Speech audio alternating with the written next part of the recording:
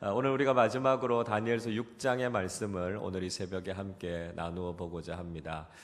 바벨론왕 벨사살에 이어서 오늘은 메데바사 과도 왕국이었죠. 그 왕국의 다리오 왕 시대를 배경으로 하고 있습니다. 다리오 왕은 전국을 120개의 관할구로 나누고 그것을 관리하는 감독자들을 세웠습니다. 그리고 전체를 관리할 수 있는 3명의 총리들을 세워서 나라를 관리하게 했습니다. 다리오 왕이라고 하는 사람 굉장히 현명하고 체계적으로 나라를 다스렸던 사람이죠. 그렇게 해서 세워졌던 총리 3사람 가운데 한 사람이 바로 이 다니엘이라고 하는 사람이었습니다. 오늘 이전의 말씀을 보십시오. 또 그들 위에 총리 셋을 두었으니 다니엘이 그 중에 하나이라. 이는 고관들로 총리에게 자기의 직무를 보고하게 하여 왕에게 손해가 없게 하려 함이었더라 이야기하고 있습니다. 자, 이렇게 쓰임 받았던 사람이 다니엘이라는 것이죠. 이 시기가 대략 주전 538년 정도 됩니다. 그러니까 다니엘이 지금 포로로 끌려오고 난 이후에 거의 70년이 지난 후였습니다. 10대 청년의 나이에 포로로 끌려왔는데요. 이제 다니엘이 90을 바라보는 노구가 됐습니다. 자, 그런 상황 속에서도 다시 한번 최고 지도자에 올라 있었던 사람이 바로 다니엘이었다라고 하는 것이죠. 다니엘은 굉장히 뛰어나고 탁월한 지도자였다 하는 것을 이야기해 주고 있습니다. 3절의 말씀을 보십시오. 다니엘은 마음이 민첩하여 총리들과 고관들 위에 뛰어남으로 왕이 그를 세워 전국을 다스리게 한지라 이야기하고 있습니다. 다니엘이 굉장히 뛰어난 사람이었다라고 하는 것이죠. 가만히 생각해 보면 궁금한 것 중에 하나는 사실 다니엘은 이전 제국이었던 바벨론의 고위 관리였습니다. 그리고 지금 메데바사의 과도 제국에서 그가 무슨 개국 공신이 됐던 것도 아니었습니다. 그럼에도 불구하고 그가 최고의 관직에 오르게 됐던 것이죠. 그 비결이 무엇일까 한번 생각해 볼 필요가 있습니다. 다니엘서 5장과 6장 사이는 불과 1년도 되지 않은 아주 짧은 시간입니다. 그러니까 다리오 왕은 이전에 벨사살 왕의 잔치자리에서 그 신비한 글자를 풀어냈던 다니엘의 지혜에 대해서 들어서 알고 있었을 것입니다. 그래서 다니엘을 등용하는 것이 자신에게 유익이 될 것이다 이런 생각을 했던 거죠. 좀 전에 읽었던 이전의 말씀에도 보면 왕에게 손해가 되지 않게 하기 위해서 그들을 총리로 세웠다 이렇게 이야기하고 있습니다. 그래서 다니엘을 등용했던 것은 어떻게 보면 다니엘의 다리오의 입장에서는 당연했을 수 있겠다 하는 생각을 갖게 됩니다. 여러분, 우리를 고용하는 사람들, 우리에게 일을 맡기는 사람들이 어떤 마음을 가지고 있을까요? 자신에게 유익이 되게 하기 위해서 우리에게 일을 맡기지 않겠습니까? 그래서 우리가 일할 때 우리를 고용한 사람들의 유익을 위해서 열심히 일하는 것이 참 중요하다는 것이죠. 우리가 하고 있는 일이 하나님의 뜻에, 하나님의 말씀에 어긋나지 않는다면 우리는 우리를 고용하고 있는 사람들을 위해서 충성스럽게 일하는 것이 중요하다는 것이죠. 그들의 마음을 시원케 하고 그들에게 유익이 되는 삶을 살아갈 때 우리는 칭찬받고 인정받는 좋은 일꾼들이 될 수 있다라고 하는 것이죠. 3절의 말씀 속에서 다니엘의 탁월함을 설명할 때 그의 마음이 민첩했다 이렇게 이야기하고 있습니다. 민첩했다라고 하는 이야기, 그의 안에 탁월함이 있었다라고 하는 뜻이라는 거죠.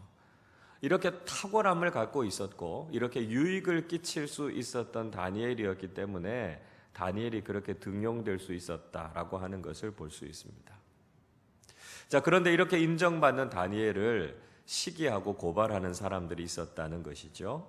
4절 말씀 우리 같이 한번 읽어보도록 하겠습니다. 이에 총리들과 고관들이 국사에 대하여 다니엘을 고발할 근거를 찾고자 하였으나 아무 근거, 아무 허물도 찾지 못하였으니 이는 그가 충성되어 아무 그릇됨도 없고 아무 허물도 없음이었더라. 다니엘의 경쟁자들이 다니엘을 시기했습니다. 그래서 다니엘이 하고 있는 일에 있어서 무슨 허물이 없는지, 무슨 허점이 없는지 눈에 불을 켜고 찾았다는 것이죠. 그런데 다니엘에게서 아무런 문제도 아무런 허물도 발견하지 못했다 이야기하고 있습니다. 여러분, 다니엘의 이런 모습이 우리에게 도전이 되실 수 있기를 바랍니다. 우리가 무엇인가 맡겨진 일을 할 때 우리의 일을 아주 철두철미하게 완벽하게 해내는 사람들이 되는 것이 중요합니다. 실력으로 인정받는 사람들이 되어야 한다는 것이지요. 탁월함과 전문성을 갖고 있는 사람들이 되어야 한다는 것입니다. 우리가 세상 속에서 프로 정신을 가지고 우리가 하는 일들을 책임감 있게 잘 감당해내는 사람들이 되어야 한다는 것이죠. 세상을 탓할 것이 아니라 우리가 바로 이런 탁월함과 완벽함을 가지고 우리에게 맡겨져 있는 일들을 잘 감당하는 사람들이 되는 것이 중요하다는 것입니다. 유명한 소프라노 조수미 씨가 신문 기자와 이런 인터뷰를 한 적이 있었습니다. 기자가 이렇게 물었습니다. 당신의 약점이 뭡니까? 이렇게 물었습니다. 그러니까 조수미 씨가 그런 이야기했어요. 저는 약점이 없습니다. 이렇게 이야기했습니다. 그 굉장히 교만한 이야기처럼 들리죠. 그런데 이어서 이런 이야기 했다고 합니다. 저에겐들 왜 약점이 없겠습니까? 그러나 제게 약점이라고 느껴지는 부분이 있으면 저는 수백 번, 수천 번 연습해서 그것이 약점으로 남지 않게 합니다. 이렇게 이야기했다는 거죠. 여러분, 대단한 이야기 아닙니까? 우리에게 이런 탁월함, 이런 전문성이 있어야만 세상 속에서 인정받을 수 있다는 것이죠. 다니엘을 고발하려고 했는데 다니엘에게서 빈틈을 찾지 못했던 대적자들이 그의 믿음을 문제 삼기로 합니다. 5절 말씀 보십시오. 그들이 이르되 이 다니엘은 그 하나님의 율법에서 근거를 찾지 못하면 그를 고발할 수 없으리라. 하나님의 율법에서 근거를 찾지 않으면 다니엘이라고 하는 사람 도저히 고발할 수 없다 이렇게 이야기하고 있습니다. 무슨 얘기입니까? 다니엘이 하나님 잘 믿는다는 것 빼면 다니엘에게서는 빌미를 찾지 못하겠다는 것입니다. 그래서 하나님의 율법을 문제 삼자 이렇게 이야기하는 것이죠.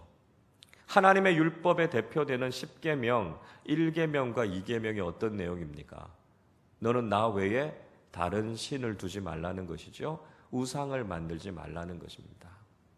히브리인들이 가지고 있었던 유일신 사상, 여호와 신앙은 당시 중동 지역의 다신교적인 신관과는 전혀 다른 것이었죠. 그래서 이것을 가지고 빌미를 삼아서 다니엘을 고소하기로 합니다. 다니엘에게 있어서는 하나님을 잘 믿는다는 믿음 말고는 아무것도 문제가 되지 않았다는 것이죠. 여러분, 우리의 모습도 마찬가지여야 합니다. 우리가 하나님을 잘 믿는다는 것 말고는 다른 것이 문제가 되지 않게 하는 삶을 살아야 한다는 것이죠. 우리 모습을 한번 돌아보십시오. 믿음 이외에 우리의 삶에 걸림돌이 될 것이 너무 많지 않습니까? 우리의 삶의 모습이 어떻습니까? 금전적으로, 양심적으로, 정직성에 있어서, 인간관계에 있어서, 우리의 실력과 모든 부분에 있어서 혹시 걸림돌이 되고 문제가 될 만한 일들이 많이 있지 않습니까? 우리에게 이런 문제가 많다면, 우리에게 이런 허점이 많다면 우리와 도전해서 맞서는 세상에 싸워 이기기가 어렵다는 것이죠. 우리가 세상을 살아가는 동안 믿음 이외에는 그 어떤 것도 문제가 되지 않게 하실 수 있기를 바랍니다. 하나님 앞에서 우리가 하나님을 잘 믿는다는 것, 그것 말고는 세상에 빌미를 제공하지 않는 다니엘 같은 삶을 사실 수 있기를 바랍니다.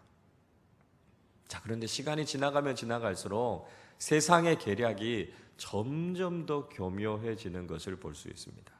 7절을 보십시오.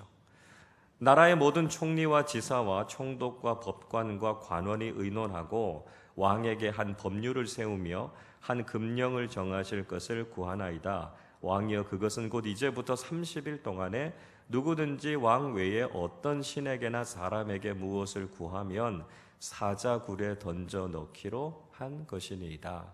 이야기합니다.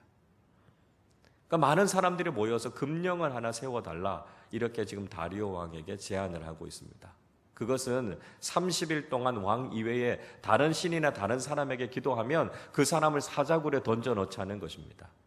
모든 총리들과 모든 관원들이 함께 모여서 이 일을 의논했다라고 이야기합니다. 여러분, 그러나 이건 거짓말입니다. 왜 그렇습니까? 최고 총리였던 다니엘을 빼고 자기들끼리 의논한 내용이기 때문에 그렇습니다. 세상 사람들은 자기가 할 수 있는 방법과 지위를 다 동원해서 믿음의 사람들을 곤란에 빠뜨리려고 합니다. 그래서 다리오 왕이라고 하는 세상의 권력을 이용해서 믿음의 사람들을 공격하려고 하는 거죠. 다리오 왕이 이 조서에 지금 도장을 찍습니다. 그들의 계략이 이제 거의 다 이루어진 것처럼 보입니다. 자, 이런 상황 속에서 다니엘은 어떻게 반응하고 있습니까? 오늘 본문 10절 말씀 우리 같이 한번 읽어보겠습니다. 다니엘이 이 조서에 왕의 도장이 찍힌 것을 알고도 자기 집에 돌아가서는 윗방에 올라가 예루살렘으로 향한 창문을 열고 전에 하던 대로 하루 3번씩 무릎을 꿇고 기도하며 그의 하나님께 감사하였더라. 다니엘은 이 조서에 도장이 찍혀 있다는 것을 알고 있었습니다. 그럼에도 불구하고 그는 하나님 앞에 기도하는 일을 계속했습니다. 자신의 집에 올라가서 윗방에 올라갑니다. 그리고 그 창문을 열고 예루살렘을 향해서 전에 하던 대로 하루에 3번씩 기도했습니다. 조서의 내용을 알고 있었다면 그는 그저 눈을 뜨고 기도하는지 안 하는지 다른 사람들이 눈치채지 못하게 할 수도 있었을 것입니다. 골방에 숨어서 혼자서만 기도할 수도 있었을 것입니다. 그러나 다니엘은 그렇게 하지 않았습니다. 그는 전에 했던 대로 동일하게 하나님 앞에 계속해서 기도하는 삶을 살았다는 것이죠. 다니엘이 보여주는 신앙의 모습은 무엇입니까? 한결같은 신앙이었습니다. 어제도 그랬고 오늘도 그렇게 하나님을 섬겼습니다. 그는 늘 동일한 모습으로 한결같은 모습으로 하나님 앞에 기도했다는 것이죠. 여러분, 무엇이 성숙한 믿음입니까? 성숙한 믿음은 한결같은 믿음입니다. 혹시 우리의 믿음은 상황에 따라 흔들리고 있지 않습니까? 상황이 좋을 때는 하나님 앞에 감사하고 기뻐하지만 상황이 어려워지면 불평하고 원망하고 있지는 않습니까? 우리의 믿음이 상황 따라 감정 따라 왔다 갔다 하고 있지 않습니까? 여러분, 우리가 다니엘을 통해서 배우는 신앙은 그 어떤 상황, 그 어떤 환경이 될지라도 한결같이 하나님을 의지하고 믿는 신앙입니다. 더 나아가서 다니엘은 하나님 앞에 감사하며 기도했다고 이야기하고 있습니다. 여러분, 다니엘의 기도가 간구의 기도가 아니라 감사의 기도였다는 사실을 기억하실 수 있기를 바랍니다. 다니엘은 이 어려운 상황 속에서도 하나님 앞에 감사했습니다. 다니엘의 입장에서 쉽지 않았을 것입니다. 평생 하나님을 섬기는 삶을 살았는데 노년에 이런 어려움을 당한 것 받아들이기 쉽지 않았을 것입니다. 이 정도로 하나님을 섬겼으면 노년에 그가 당한 이 위기에 대해서 불평하고 불만을 표시할 수도 있었을 것입니다. 그러나 다니엘은 한결같이 하나님 앞에 감사했습니다. 다니엘의 감사는 상황과 환경에 따라 드렸던 감사가 아니었습니다. 그의 감사는 변함없는 감사였습니다. 다니엘의 감사는 하나님의 성품과 하나님의 신실하심을 믿는 감사였다는 것이죠. 그는 사실 죽었어도 벌써 몇 번은 죽었을 만한 상황을 경험했습니다. 그러나 그 상황 속에서도 변치 않고 자신을 구원해 주시는 하나님의 은혜를 경험하게 된 것이죠. 이번에도 하나님께서 그를 지켜주시고 구원해 주실 것을 믿었습니다. 비록 설사 이것이 자신에게 마지막이 된다 할지라도 하나님께서 자신에게 영원한 하나님 나라를 약속해 주셨기 때문에 그는 그 어떤 상황 속에서도 하나님 앞에 감사할 수 있었습니다. 여러분, 우리의 신앙은 어떤 신앙이 되어야 할까요? 어떤 상황, 어떤 환경을 만나게 된다 할지라도 변함없이 한결같이 감사하는 사람들이 되실 수 있기를 바랍니다. 다니엘을 통해서 배우는 신앙, 변치 않고 하나님을 신뢰하는 믿음, 한결같이 하나님 앞에 감사하는 믿음의 사람들로 살아가실 수 있기를 바랍니다. 자, 이후에 어떤 일들이 일어나게 됐을까요? 다리오 왕은 다니엘이 금령을 어겼다는 소식을 듣고 근심하고 걱정하기 시작합니다. 본문 뒤쪽에 있는 14절은 이렇게 말씀합니다. 왕이 이 말을 듣고 그로 말미암아 심히 근심하여 다니엘을 구원하려고 마음을 쓰며 그를 건져내려고 힘을 다하다가 해가 질 때에 이르렀더라 이야기합니다. 다리오 왕은 하루 종일 어떻게 하면 다니엘을 구원할 수 있을까, 구해줄 수 있을까 애쓰고 근심했다 이야기하고 있습니다. 그러나 자기 손으로 도장을 찍은 조서를 자신이 폐기할 수 없었습니다. 그래서 16절의 말씀 보면 결국 다니엘이 사자굴에 던져지게 되지요. 그러나 다니엘이 믿는 하나님이 그를 구원해 주실 것이다. 다리오는 그렇게 기대하고 있었습니다.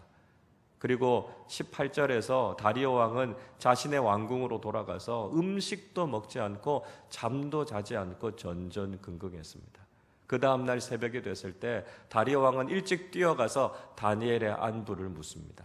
그가 기대했던 것처럼 하나님께서 다니엘을 지켜주셨다는 것을 알고 다리오 왕이 너무나 기뻐하죠. 그리고 오히려 그를 대적했던 사람들을 사자굴에 던져 넣어서 죽게 합니다. 여러분, 얼마나 통쾌하고도 감동적인 장면입니까? 여러분, 누군가가 우리를 구원하기 위해서 이렇게 애쓰고 마음 쓰는 일들을 경험해 보신 적이 있습니까? 우리가 위기와 어려움에 처해 있다고 해서 마치 자신의 문제처럼 이렇게 전전긍긍하고 애쓰는 사람들을 만나 보신 적이 있습니까? 여러분, 우리가 직장 속에서, 세상 속에서 이런 일들을 경험하게 된다면 우리는 그만큼 사랑과 인정을 받고 있는 사람들이라는 것이죠. 다니엘이 그런 사람이었습니다. 다리오로부터 그런 인정과 칭찬과 사랑을 받고 있었던 사람이 바로 다니엘이었습니다. 그 비결이 무엇이었습니까? 하나님을 향한 한결같은 믿음과 그가 가지고 있었던 탁월함 때문이었다는 것을 알게 됩니다. 여러분, 우리는 다니엘이 가지고 있었던 신앙과 그의 리더십을 배우실 수 있기를 바랍니다. 다니엘은 믿음 말고는 그 어떤 허물도 그 어떤 빈틈도 없는 완벽한 지도자였습니다. 그랬던 그의 모습이었기 때문에 그는 세상 속에서도 하나님 앞에서도 인정받는 지도자로 살아갈 수 있었습니다. 우리가 세상을 살아가는 동안 하나님을 잘 믿는다는 것, 믿음 이외에는 그 어떤 것도 문제가 되지 않는 삶을 향해 여러분 도전하실 수 있기를 바랍니다. 그리고 한결같은 믿음, 하나님을 온전히 신뢰하는 아름다운 믿음 가지고 살아가실 수 있기를 바랍니다. 신실하신 하나님께서 우리의 삶을 지켜주시고 우리의 삶을 인도해 주시는 하나님의 은혜를 경험하게 될 줄로 믿습니다. 다니엘처럼 하나님을 향한 굳은 믿음 가지고 또 이 세상 속에서 실력과 전문성으로 인정받는 리더가 돼서 하나님 앞에 귀하게 쓰임받는 우리 모두가 되실 수 있기를 바랍니다. 많은 사람을 옳은 길로 돌아오게 해서 별과 같이 빛나는 인생을 살았던 다니엘처럼 하나님께서 우리의 삶과 사랑하는 우리 자녀들의 인생을 귀하게 사용해 주셔서 이 세상 속에서 존귀하게 세워지는 하나님의 사람들로 다니엘과 같은 리더로 쓰임받게 하시는 복을 누리시기를 주님의 이름으로 축원합니다.